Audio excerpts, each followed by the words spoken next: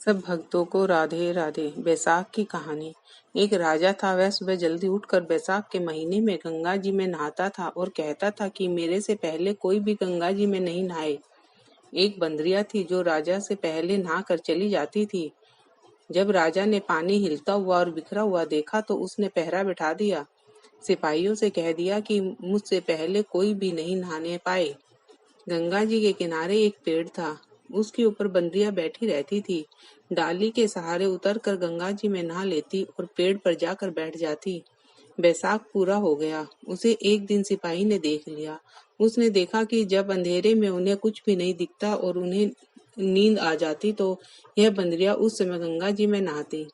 सिपाही उसको पकड़ राजा के पास ले गया और कहा कि यह बंदरिया आपसे पहले नहाती है। राजा ने प्रण किया हुआ था कि यदि कोई औरत मेरे से पहले नहाती होगी तो मैं उसके साथ विवाह कर लूंगा। राजा ने बंदरिया से विवाह कर लिया। धर्म मानने लग गया। बैसाख में नहाने से बंदरिया के बच्चे होने की आशा हो गई। पूरे महीने हो गए। जब बंदरिया ने पूछा कि मेरा बच्चा हो जाएगा तो मैं किसे जगाऊंगी, तब राजा ने महल में एक घंटी बंधवा दी और कहा, जब तेरे दर्द हो तो तू इस घंटी को हिला देना, फिर आकर मैं सारा इंतजाम कर दूंगा। राजा के कई रानियां थीं। उन्होंने उस बंदरिया से पूछा, ये घंटी किसने बांधी है? तब वह बोली, राजा जी ने बांधी है। मेरे बच्चा होगा तब मैं इस घंटी को बजा कर उनको बुलाऊंगी। एक रानी ने कहा, जरा बजा कर दिखा कि राजा आएगा या नहीं। बंदरिया ने घंटी बजा दी। राजा आया। जब पूछा, घंटी क्यों बजाई है? तब बंदरिया बोली, रानी ने कहा था। बंदरिया के बच्चा होने लगा तो उसने घंटी बजाई पर राजा नहीं आया। फिर रानियों ने बंदरिया से पूछा, मैं बच्चा कैसे पैदा करूं? तब रानियों ने कहा, आंखों पर पट्टी बांध लो, ओखली में सिर दे दे। फिर बंदरिया के बैसाख नहाने के पुण्य से एक अति सुंदर लड़का हुआ। होते ही रानी ने राजा को नहीं दिया और दासी को दे दिया और कहा कि इस बंदरिया के बच्चे को नदी में बहा देना और बंदरिया के पास आटे को खून में लपेट कर रख दे। राजा ने आकर पूछा कि क्या बच्चा हुआ है? तब रानी ने कहा, बच्चा नहीं हुआ, ये ईंट पत्थर हुआ है। फिर राजा ने संतोष कर लिया कि रानियों के बच्चा नहीं होता, इसलिए इसके भी क्यों होता। उधर दासी बच्चे को फेंकने लगी तो नदी में फेंका नहीं गया। कुम्हार मिट्टी का बर्तन बना रहा था, उसके अंदर रख कर आ गई। कुम्हार और कुम्हारी खुदी हुई मिट्टी लेने गए तो देखा बहुत सुंदर बच्चा सो रहा है। जब कुम्हार अपनी पत्नी से बोला कि हमारे बच्चा नहीं था, इसलिए भगवान ने बच्चा भेजा है, यदि इसको तू पाल ले तो अपने घर ले चले। कुम्हारी बोली, ले चलेंगे, अपनी खातिर ही भगवान ने भेजा है। कुम्हारी ने उसको पाल पोस कर बड़ा कर लिया। लड़का रात दिन बढ़ने लगा। वह कुम्हार मिट्टी का हाथी बनाकर बेचा करता था। एक दिन लड़का बोला, पिताजी, मेरे को भी हाथी घोड़ा दो, मैं इससे खेलूंगा। फिर हाथी घोड़ा ले जाकर कुएं पर बैठ गया।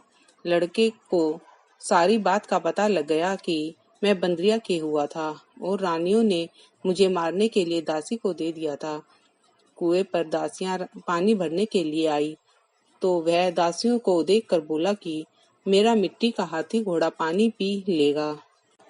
तब दासियां बोली, मूर्ख, कभी मिट्टी का हाथी घोड़ा भी पानी पीता है? लड़का बोला, मूर्खो, कहीं बंदरिया के भी ईंट पत्थर पैदा होता है। दासियों ने जाकर रानी से बोला कि एक कुम्हार का लड़का है, उसने हमें यह बात कही और घड़े पर कंकरी मार कर फोड़ दिया। तब रानी ने जहर का लड्डू तैयार किया और कहा, ये लड्डू उस लड़के को खिला देना। दूसरे दिन वे दासियां उस लड़के को वह लड्डू खिलाने गई तो भगवान ने उस लड्डू को गोंदगिरी का लड्डू बना दिया। अगले दिन दासियों ने आकर देखा कि वह मरा नहीं और वह तो खेल रहा है, खेलता फिरता है। इस पर रानी रूठ कर सो गई। राजा ने आकर पूछा, रानी क्यों सो रही हो? तब रानी ने जवाब दिया कि कुम्हार को अपनी बस्ती से निकाल दे। राजा ने कहा, ये क्यों कड़वा बोलती हो? पर रानी ने जिद करके कुम्हार को निकलवा दिया। कुम्हार जंगल में रहने लगा। वहां वह लड़का बोला, पिताजी, मेरे को 108 करवे और 108 गोले बना दो। वह ठंडे ठंडे घड़े भर कर बैठ गया। घनघोरों के लिए मिट्टी लेने के लिए बहुत सारी लड़कियां आई। राजा की साहूकारनी भी आई और बगीचे में बैठकर खेलने लग गई। खेलते खेलते प्यास लग गई। ये छोरियां उस लड़के से बोली कि हमें पानी पिला दे। वह लड़का बोला, मेरे पास ये गोलियां हैं, इन गोलियों को खाती चली जाओ और मेरे पीछे फिरती जाओ। फिर कई लड़कियों ने कहा, मैं तेरी गोली क्यों खाऊं, हमें प्यास लगी है, तू खा ले। फिर वह लड़की आगे जाकर बैठ गई। छोरियां एक एक करके गोली खाती गई और ठंडा पानी पिया और उसके चारों तरफ फिरने लगी। सब लड़कियों के पेट में गर्व रह गया। लड़कियां मिट्टी लेकर घर गई तो पीछे उनके बाप ने ब्याह का साया निकलवाया तो साया नहीं निकला, पर उसने कहा इनका विवाह तो हो जाना चाहिए। बाद में लड़कियों में से किसी का जी घबराए तो कोई रोटी नहीं खाए, कोई उल्टी करे। फिर सब ने उनसे पूछा, तुम्हारे ये क्या हो गया?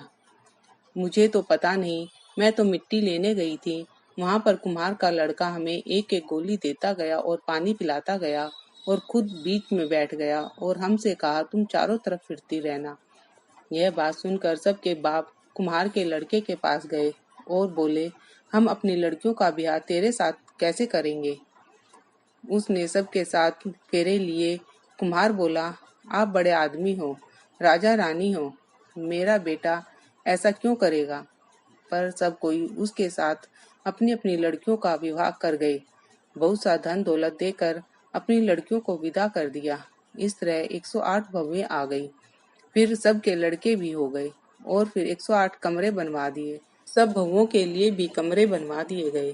फिर लड़के ने कहा, पिताजी, हम सारे नगर में दावत का बुलावा देंगे। आपके इतनी बहुएं आई हैं और इतने पोते हो गए। कुम्हार ने कहा, जिमा दो, तब सारी नगरी और राजा रानी को भी बुला लेना। तब कोई जीवने आए और राजा का परिवार सेना सहित खुद आया। लड़के ने कहा, बंदरिया को क्यों नहीं लाए? राजा ने कहा, बंदरिया को भी बुला लेते हैं। राजा ने बंदरिया को बुलाने के लिए रथ पालकी सजा कर भिजवा दी। वहां पर सारी सभा के बीच सोने की चौकी पर सुंदर गद्दी बिछवा दी। फिर बंदरिया आई तो गद्दी के ऊपर बिठा दिया और 108 बहुओं से कह दिया कि ये बंदरिया मेरी जन्म की माँ है और सब सोने की मोहरें देकर गोद में पोते देती जाओ। फिर सब बहुएं आई और सोने की मोहरें देकर पैर छूकर गोद में पोते देती गई। बंदरिया सबको आशीर्वाद देती गई। राजा की रानियां समझ गई और राजा से कहा, ये हमें बुलाकर हमारा अपमान कर रहे हैं, इसलिए हम जा रहे हैं। फिर राजा भी लड़कर बोला कि हे भाई, तू बंदरिया का इतना स्वागत क्यों कर रहा है? लड़का बोला, यह बंदरिया मेरी जन्म की माँ है। राजा ने पूछा, कैसे? लड़का बोला, मैं बंदरिया से पैदा हुआ था तो तुम्हारी रानियों ने मुझे दासियों को दे दिया और कहा कि इसे नदी में बहा दो, लेकिन दासी ने मुझे नदी में नहीं बहाया, मुझे उसने गड्ढे में रख दिया और कुम्हार और कुम्हारिन ने मुझे पाल पोस कर बड़ा कर दिया और रानियों ने तुम्हारे से कहा कि उसके गोबर का अर्थात गारा मट्टी का बच्चा पैदा हुआ है। जो दासी मेरे को ले गई थी वह यहीं पर खड़ी है। दासी ने कह दिया कि हाँ, मेरे को दिया था, मेरे से इसे नदी में फेंकने के लिए कहा गया था, इसलिए इसको खंदेड़े में रख दिया। रानियां सुनकर चुप रह गई। पीछे राजा ने रानियों को छोड़ दिया और बंदरिया को साथ ले गया। साथ में पोतों को, बहुओं को और बेटे को साथ लेकर बड़े बाजे गाजे से अपने महल में ले गया और सबको अलग अलग महल बनवा दिए। सब वहां पर जाकर राज्य करने लगे और सारी दुनिया कहने लगी कि बैसाख नहाने का इतना फल है तो सबको बैसाख नहाना चाहिए और दान पुण्य करना चाहिए। बाद में कुम्हार से कहा, तेरे को जितना धन चाहिए ले ले, तेरा मन चाहे तो मेरे घर पर रह जा, तेरा मन तो हो तू अपने घर पर रह, क्योंकि तूने बहुत बड़ा उपकार किया है। फिर उसको बहुत सारा धन दे दिया। बंदरिया बैसाख नहाई तो राजा जी का राज्य पाया और 108 पोते पाए।